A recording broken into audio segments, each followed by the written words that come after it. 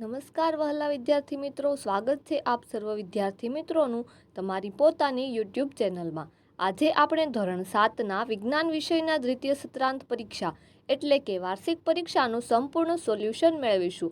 આપણે આ ચેનલમાં ધોરણ 7 વિજ્ઞાન વિષયના દ્વિતીય સત્રાંત પરીક્ષાના દરેક પેપરના સોલ્યુશન મૂકી દીધેલ છે। તેની લિંક ડિસ્ક્રિપ્શન બોક્સમાં આપી દીધી છે। તો જોઈએ મિત્રો, સૌપ્રથમ પ્રશ્ન 1 નીચેના દરેક પ્રશ્નોના ઉત્તર માટે આપેલા વિકલ્પમાંથી સાચો વિકલ્પ શોધીને લખો। પહેલું છે, અળસિયું શાના દ્વારા શ્વસન કરે છે? તો જવાબમાં આવશે એ, ત્વચા। બીજું છે, હૃદયના કયા ખંડમાંથી રુધિર ફેફસામાં આવે છે? તો જવાબ આવશે બી, જમણા ક્ષેપક। ત્રીજું છે, રુધિરનો કયો ઘટક હિમોગ્લોબિન ધરાવે છે? તો જવાબ આવશે ડી, રક્તકણ। ચોથું છે, યીસ્ટમાં થતું અલિંગી પ્રજનન કયા પ્રકારનું છે? તો જવાબ આવશે વિકલ્પ એ, કલિકા સર્જન। પાંચમું છે, પરાગાશય કોનો ભાગ છે? તો જવાબ આવશે વિકલ્પ એ, પુકેસર। છઠ્ઠું છે, એક ટ્રેન અચળ ઝડપે 15 મિનિટમાં 20 કિલોમીટર અંતર કાપે છે તો તે સમયે તેની ઝડપ કેટલી હશે? તો જવાબ આવશે વિકલ્પ સી, 80 કિલોમીટર। સાતમું છે, નીચેનામાંથી કયું ચુંબકીય અસર પર કાર્ય કરે છે? તો જવાબ આવશે વિકલ્પ ડી, વિદ્યુત ઘંટડી। આઠમું છે, કયા ઉપકરણમાં ઉત્પન્ન થતી ઉષ્મા અનિચ્છનીય છે? તો જવાબ આવશે વિકલ્પ બી, વિદ્યુત વોટર હીટર। નવમું છે, વસ્તુના પરિમાણ કરતાં મોટું અને આભાસી પ્રતિબિંબ શાના વડે મળે છે? તો જવાબમાં આવશે વિકલ્પ બી, અંતઃગોળ અરીસો। 10મું છે, મીઠા પાણીની માત્રા પૃથ્વી પર પ્રાપ્ય પાણીની કુલ માત્રાના કેટલા ટકા છે? તો જવાબ આવશે વિકલ્પ ડી, 0.006%। 11મું છે, નીચેનામાંથી કઈ પ્રાણીજ પેદાશ છે? જવાબ આવશે વિકલ્પ ડી, મધ। 12મું છે, નીચેનામાંથી કયો રોગ નથી? તો જવાબ આવશે વિકલ્પ ડી, બેરી। હવે છે પ્રશ્ન 1 વ્યાખ્યા આપો। પહેલું છે, પેશી। તો સજીવોમાં કોષોના સમૂહ ચોક્કસ પ્રકારમાં કાર્ય કરવા માટે એકઠા થાય છે, જેને પેશી કહે છે। બીજું છે, પરાગનયન। એક પુષ્પની પરાગરજ તે જ છોડના બીજા પુષ્પ અથવા તેના જેવા અન્ય છોડના પુષ્પના પરાગાસન પર સ્થાપિત થાય તો તેને પરાગનયન કહે છે। ત્રીજું છે, ઝડપ। પદાર્થ એકમ સમયગાળામાં કાપેલા અંતરને તે પદાર્થની ઝડપ કહે છે। ચોથું છે, લોલકનો આવર્તકાળ। તો જવાબમાં આવશે લોલકને એક દોલન પૂર્ણ કરવા લાગતા સમયને તેનો આવર્તકાળ કહે છે। પાંચમું છે, આભાસી પ્રતિબિંબ। તો જવાબ આવશે પડદા પર મેળવી શકાય નહીં તેવા પ્રતિબિંબોને આભાસી પ્રતિબિંબ કહે છે। પ્રશ્ન 2 નીચેના પ્રશ્નોના ઉત્તર એક વાક્યમાં લખો। પહેલું છે, ધારક શ્વસન એટલે શું? તો જવાબમાં આવશે ઓક્સિજનની હાજરીમાં થતા શ્વસનને ધારક શ્વસન કહે છે। બીજું છે, પ્રાણીઓના સ્નાયુઓમાં થતા અનારક શ્વસનમાં ગ્લુકોઝનું અપૂર્ણ દહન થઈ શું બને છે? તો જવાબમાં આવશે લેક્ટિક એસિડ અને શક્તિ। ત્રીજું છે, ફુડુસીય શિરમાં રુધિરનું વહન ક્યાંથી કઈ તરફ જાય છે? તો જવાબમાં આવશે ફેફસાથી ડાબા કર્ણક સુધી। ચોથું છે, સ્ત્રી કેસરના ભાગો જણાવો। પહેલું પરાગનયન અને બીજું છે પરાગવાહિની। પહેલું છે પરાગાસન અને બીજું છે પરાગવાહિની।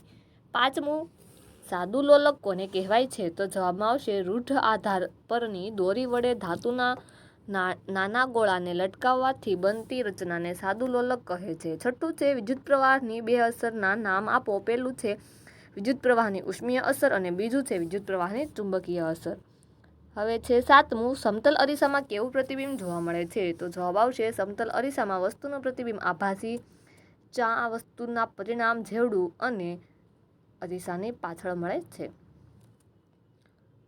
આઠમું છે, ભૂમિજળનો છે। તો જવાબ આવશે ભૂમિજળના સ્ત્રોત વરસાદનું પાણી, નદીઓ અને તળાવો છે। નવમું છે, જંગલના અધિકારીઓ પ્રાણીઓની હાજરી શા પરથી ઓળખી કાઢે છે? તો જવાબમાં આવશે જંગલના અધિકારીઓ કેટલાક પ્રાણીઓ તેમના મળ અને પગલાંના નિશાન પરથી ઓળખી કાઢે છે। 10મું છે, બાયોગેસનો શોધ ઉપયોગ છે? તો જવાબમાં આવશે બાયોગેસ ઇંધણ અને વીજળીના ઉત્પાદન માટે વપરાય છે। બીજું છે, હવે તફાવતના બે મુદ્દા આપો। તો પહેલો તફાવત છે ધારક શ્વસન અને અધારક શ્વસન। તો જોઈએ, ધારક શ્વસન તે ઓક્સિજનની હાજરીમાં થતું શ્વસન છે અને અધારકમાં તે ઓક્સિજનની ગેરહાજરીમાં થતું શ્વસન છે। તેમાં ગ્લુકોઝનું સંપૂર્ણ દહન થાય છે, જ્યારે અજારક શ્વસનમાં ગ્લુકોઝનું અપૂર્ણ દહન થાય છે. બીજું છે ધમની અને શિરા. તો ધમની હૃદયથી શરીરના વિવિધ ભાગો તરફ રુધિર લઈ જતી રુધિર વાહિની છે, જ્યારે શિરા તે શરીરના વિવિધ ભાગો તરફથી રુધિર લઈ જતી રુધિર વાહિની છે. ધમની તેમાં રુધિર ઊંચા દબાણથી વહન પામે છે, જ્યારે શિરામાં રુધિર શાંત પ્રવાહે એકધારું વહન પામે છે. હવે છે સ્ત્રીકેસર અને પુંકેસર. તો સ્ત્રીકેસરમાં તે પુષ્પનું માદા પ્રજનન અંગ છે અને પુંકેસરમાં તે પુષ્પનું નર પ્રજનન અંગ છે. સ્ત્રીકેસરમાં તેના અંડાશયમાં અંડક ઉત્પન્ન થાય છે, જ્યારે પરાગાશયમાં પરાગરજ ઉત્પન્ન થાય છે. હવે છે પ્રશ્ન 3 નીચેના પ્રયોગોનું આકૃતિ દોરી વર્ણન કરો. પેલું છે સાદા લોલકનો આવર્તકાળ નક્કી કરવો. તો સાધન સામગ્રીમાં જોઈશે 1 મીટર લાંબી દોરી, લોલકનો ગોળો એટલે કે હૂક સાથે અને સ્ટોપ વોચ. તો આકૃતિ તમને સ્ક્રીન પર દર્શાવેલી છે અને પદ્ધતિ પણ તમને આપી દીધેલી છે. એ પ્રમાણે તમારે પ્રયોગ કરવાનો રહેશે અને જે તારણો મળે એ કોષ્ટકમાં લખવાના રહેશે. અવલોકન: ચોક્કસ લંબાઈની દોરી લઈ લોલકનો આવર્તકાળ શોધતા દરેક વખતે લગભગ એક સરખો આવે છે. નિર્ણય આવ્યો છે કે ચોક્કસ લંબાઈના લોલકનો આવર્તકાળ નિશ્ચિત હોય છે. બીજું છે આપેલ લોખંડની ખીલીનું વિદ્યુતચુંબક બનાવવું. તો એમાં સાધન સામગ્રીમાં જોઈશે લોખંડની ખીલી, ઇન્સ્યુલેટેડ તાર, વિદ્યુત કોષ ને વિદ્યુત કળ. તો પદ્ધતિ તમે જોઈ શકો છો, આકૃતિ પણ તમને દર્શાવેલી છે સ્ક્રીન પર, એ પ્રમાણે તમારે દોરવાની રહેશે. અવલોકન આવ્યું છે પ્રયોગ પરથી કે તારનું ગૂંચળું એટલે કે તારની કોઇલ, તેમાં વિદ્યુત પ્રવાહ પસાર થવાથી ચુંબકની જેમ વર્તે છે. જ્યારે વિદ્યુત પ્રવાહ બંધ કરવામાં આવે છે ત્યારે તારનું ગૂંચળું પોતાનું ચુંબકત્વ ગુમાવે છે. નિર્ણય છે કે વિદ્યુત પ્રવાહ પસાર કરવાથી લોખંડની ખીલી વિદ્યુત ચુંબક બને છે. ત્રીજું છે અંતર્ગોળ અરીસાની સામે વસ્તુને જુદા જુદા અંતરે મૂકી રચાતા પ્રતિબિંબોનો અભ્યાસ કરવો. તો સાધન સામગ્રીમાં જોઈશે અંતર્ગોળ અરીસો, મીણબત્તી, માપપટ્ટી અને પડદો. પદ્ધતિ તમને આપેલી છે, તમે જોઈ શકો છો અને એ પ્રમાણે તમારે પદ્ધતિ લખવાની રહેશે. ત્યારબાદ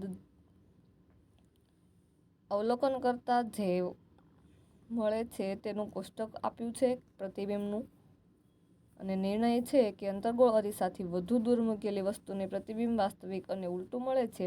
અંતર્ગોળ અરીસાથી નજીક મૂકેલી વસ્તુનું પ્રતિબિંબ આભાસી સત્તું અને મોટું મળે છે. હવે છે પ્રશ્ન 3બ, વૈજ્ઞાનિક કારણો આપી સમજાવો.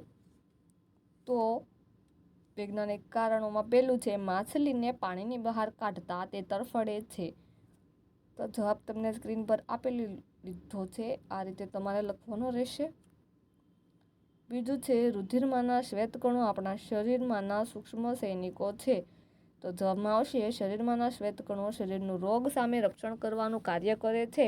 શરીરમાં દાખલ થયેલા રોગના જંતુઓનો શ્વેતકણ સામનો કરે છે અને રોગના જંતુઓનો નાશ કરી શરીરમાં રોગ થતો અટકાવે છે. આમ શ્વેતકણો રોગના જંતુઓ સામે લડવાનું સૈનિક જેવું કાર્ય કરતા હોવાથી અને તેમનું કદ સૂક્ષ્મ હોવાથી તેમને શરીરમાંના સૂક્ષ્મ સૈનિકો કહેવાય છે.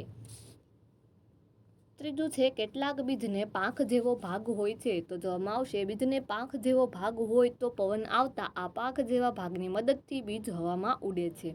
બીજ હવામાં ઉડી તે પોતાના ઉત્પત્તિ સ્થાનથી દૂર જઈ પડે છે. આ દૂરના સ્થળે અનુકૂળ સંજોગો મળતા બીજમાંથી નવો છોડ ઉગે છે. આમ થવાથી એક જ નજીક ઉગવાને બદલે બધા સ્થળે ફેલાવો થાય છે. પરિણામે સૂર્યપ્રકાશ, પાણી અને પોષક દ્રવ્યોની સ્પર્ધા અટકે છે. ચોથું છે જંગલોનું જમીનનું ધોવાણ અટકાવે છે. તો જવાબ આવશે જંગલોમાં ગીચ વૃક્ષો હોય છે. વૃક્ષોમાં મૂળ જમીનને જકડી રાખે છે. આથી પવન કે વરસાદના પાણીથી જમીનના કણો છૂટા પડી પ્રવાહ સાથે જતા રહેતા નથી. વળી જંગલોમાં વૃક્ષોને લીધે વરસાદ વૃક્ષો પર પડે છે ત્યાંથી નીચેના ક્ષુપ અને છોડ પર પડે છે. આમ વૃક્ષોને લીધે વરસાદ સીધો જમીન પર પડતો નથી. તેથી જંગલો જમીનનું ધોવાણ અટકાવે છે. હવે છે પ્રશ્ન 4 નીચેના પ્રશ્નોના મુદ્દાસર ઉત્તર આપો. પેલું, કયા કારણોસર ભૂગર્ભ જળ સપાટી નીચી થતી જાય છે સમજાવો. તો જવાબ તમને સ્ક્રીન પર આપેલો છે, એ પ્રમાણે તમારે જવાબ લખવાનો રહેશે. બીજું છે જંગલોની ઉપયોગિતા સમજાવો. તો એનો પણ જવાબ તમને સ્ક્રીન પર આપી દીધેલ છે, એ રીતે જોઈને તમારે જવાબ લખવાનો રહેશે.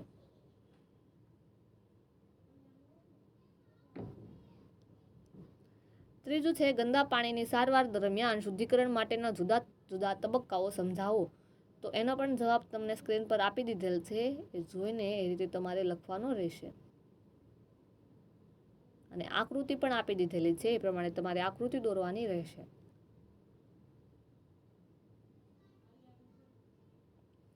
હવે છે પ્રશ્ન 4બ. નીચેના પ્રશ્નોના ટૂંકમાં ઉત્તર આપો. પહેલું, કોષીય શ્વસન સમજાવો. તો તમને સ્ક્રીન પર આપી દીધેલું છે, એ પ્રમાણે તમારે કોષીય શ્વસન લખવાનું રહેશે. બીજું છે રુધિરના કાર્યો જણાવો. તો જવાબમાં આવશે તે શરીરમાં પોષક દ્રવ્યો, ઓક્સિજન અને કાર્બન ડાયોક્સાઇડનું વહન કરે છે. તે શ્વેતકણોની મદદથી રોગોના જંતુઓ સામે સામનો કરી શરીરને રોગ સામે રક્ષણ આપે છે. ઘા પડે ત્યારે રુધિર ગંઠાઈ જઈ રુધિર વહી જતું અટકાવે છે. તે શરીરનું તાપમાન જાળવી રાખે છે. હવે ત્રીજું છે વાનસ્પતિક પ્રજનનના ફાયદા જણાવો. તો વાનસ્પતિક પ્રજનનના ફાયદા નીચે મુજબ છે. વાનસ્પતિક પ્રજનન દ્વારા ઉછળતી વનસ્પતિને ઉગવા માટે, મોટા થવા માટે ઓછો સમય લાગે છે. બીજમાંથી ઉગતી વનસ્પતિ કરતાં વાનસ્પતિક પ્રજનન દ્વારા મેળવેલી વનસ્પતિઓમાં ફૂલો અને ફળો ખૂબ જ ઝડપથી આવે છે. આ રીતમાં એક જ પિતૃ છોડમાંથી નવો છોડ ઉત્પન્ન થતો હોવાથી નવો છોડ એદલ પિતૃ જેવા ગુણો વાળો હોય છે. ચોથું છે અંતર્મસ્મયના આલેખના ઉપયોગો લખો. તો તમને અંતર્મસ્મયના આલેખના ઉપયોગો સ્ક્રીન પર દર્શાવેલા છે. પાંચમું છે વિદ્યુત ચુંબકના ઉપયોગો જણાવો. તો પહેલું છે વિદ્યુત ઘંટડીમાં વિદ્યુત ચુંબક તરીકે. બીજું ટેલિગ્રાફ જેવા સાધનોમાં. ત્રીજું બંદરો પર માલ ઉતારવા ચડાવવા માટે કેનમાં ઉપયોગ. ચોથું કચરાના ઢગલામાંથી લોખંડનો ભંગાર કેનમાં. પાંચમું આંખમાં લોખંડની રજકણો પડી હોય તો તેને દૂર કરવા. છઠ્ઠું કેટલાક રમકડાની બનાવટમાં. હવે છે પ્રશ્ન 5. નીચેના પ્રશ્નોના ઉત્તર માગ્યા મુજબ વર્ણવો. પહેલું છે અલિંગી પ્રજનનની વિવિધ પદ્ધતિઓ વર્ણવો. તો અલિંગી પ્રજનનની વિવિધ પદ્ધતિઓ ઉદાહરણ સહિત નીચે મુજબ છે. પહેલું છે કલમ કરવી. તો તમે સ્ક્રીન પર જોઈ શકો છો. બીજું કલિકા વડે વાનસ્પતિક પ્રજનન. તો એ પણ જોઈ શકો. ત્રીજું છે કલિકા સર્જન.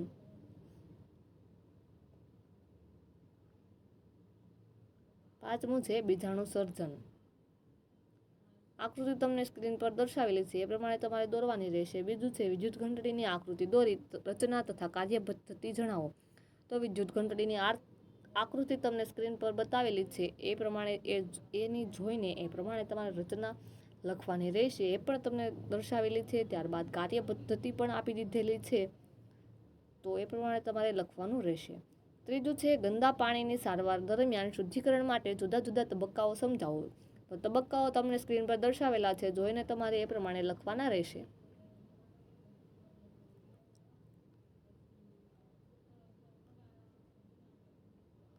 તો વિદ્યાર્થી મિત્રો, તમે આ સોલ્યુશન જોયું, સાંભળ્યું અને સમજ્યા તે બદલ આપનો ખૂબ ખૂબ આભાર. તેમજ આ વિડીયોની લિંક તમે તમારા મિત્રો અને દોસ્તોને જરૂરથી શેર કરજો.